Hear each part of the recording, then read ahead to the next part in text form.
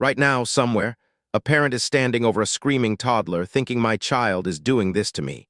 And neuroscience says that belief is completely wrong. Every pediatric developmental psychology textbook treats crying as the primary communication tool of infancy, and a continuing one throughout childhood. By the end of this video, you'll understand exactly which two brain structures cause every single cry, and why a child literally cannot stop crying the way an adult can. Start deep inside the brain, in an almond-shaped structure called the amygdala, sitting in the medial temporal lobe. The amygdala's job is to scan every incoming experience for emotional significance, especially anything that reads as threat or fear. Right below it sits the hypothalamus, which coordinates the body's entire stress response through something called the HPA axis, releasing the stress hormone cortisol. When a child of any age hits something that overwhelms these two systems, the result is a cry, full stop.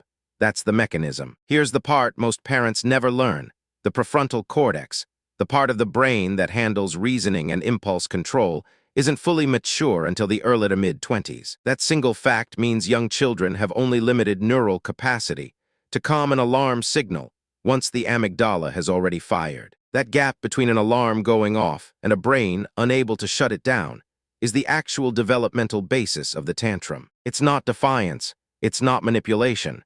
It's a nervous system doing exactly what nervous systems do at that stage of development. Now add the relational layer, developed by researcher John Bowlby starting in the 1950s, known today as attachment theory. Bowlby's central claim, now confirmed by decades of neuroscience research, is that infants are biologically wired to signal distress, specifically to draw a caregiver close. That proximity to a caregiver directly reduces stress hormones in the infant's body and supports basic survival itself. In the 1970s, researcher Mary Ainsworth extended Bowlby's work experimentally, identifying 4 distinct attachment patterns in children. Those 4 patterns are secure, insecure avoidant, insecure ambivalent, and disorganized attachment, each shaped by how caregivers respond to a child's distress. Decades of longitudinal research, since Ainsworth's work consistently links secure attachment with healthier emotional regulation later in childhood and into adulthood. And secure attachment itself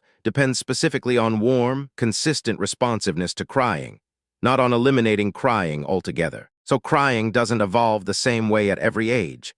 It moves through fairly predictable developmental stages as the brain matures. In the newborn period, crying almost always ties to immediate physical needs: hunger, temperature, pain, or simply needing to be held. Most caregivers learn to identify the specific cause within just weeks of hands-on experience with their own newborn. Over those early months, the child's cries themselves become more subtly modulated, reflecting increasingly different internal states. By infancy proper, crying starts doing double duty, functioning as both a proximity signal and a genuine emotional signal at the same time. In toddlerhood, tantrums specifically emerge, and here's exactly why.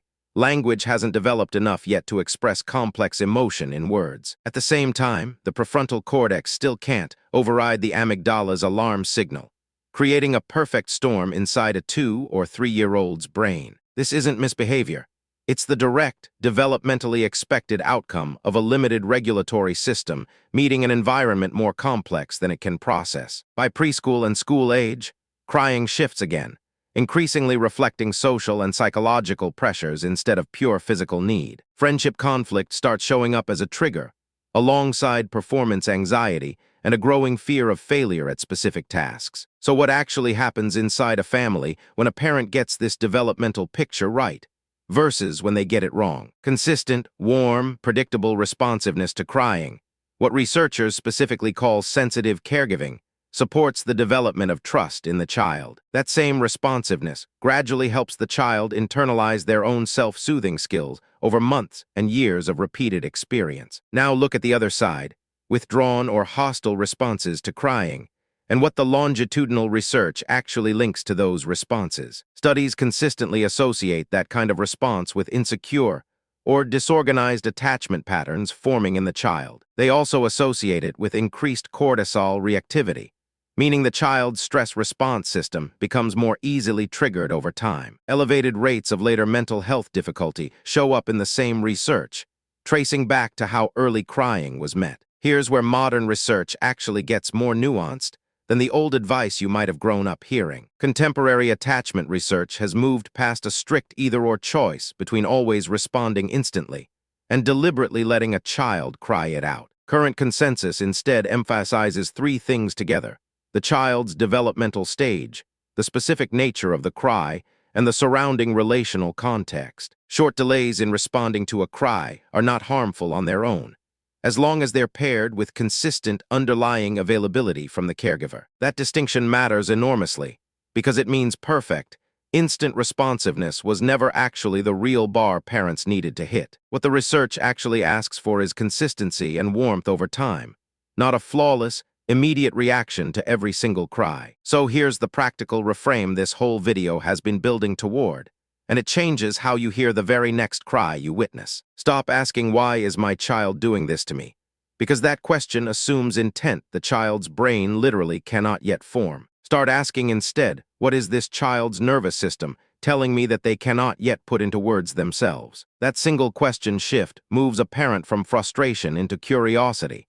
And curiosity is exactly what the research says predicts secure attachment. Think about the actual mechanics one more time.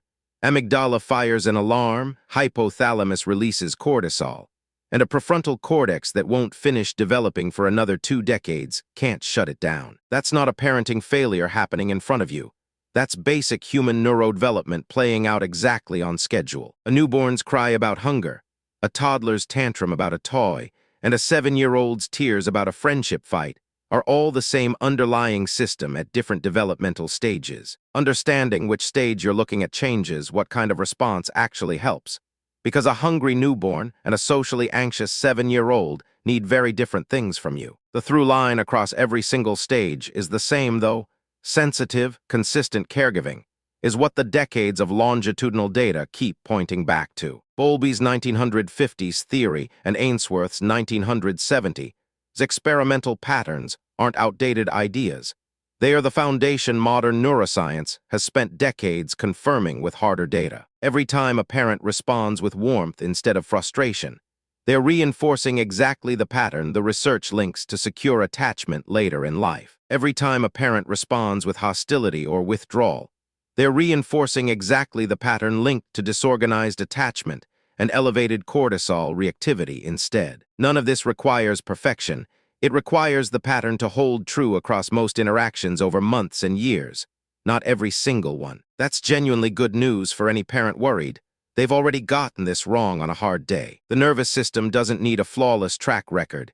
It needs a reliable one.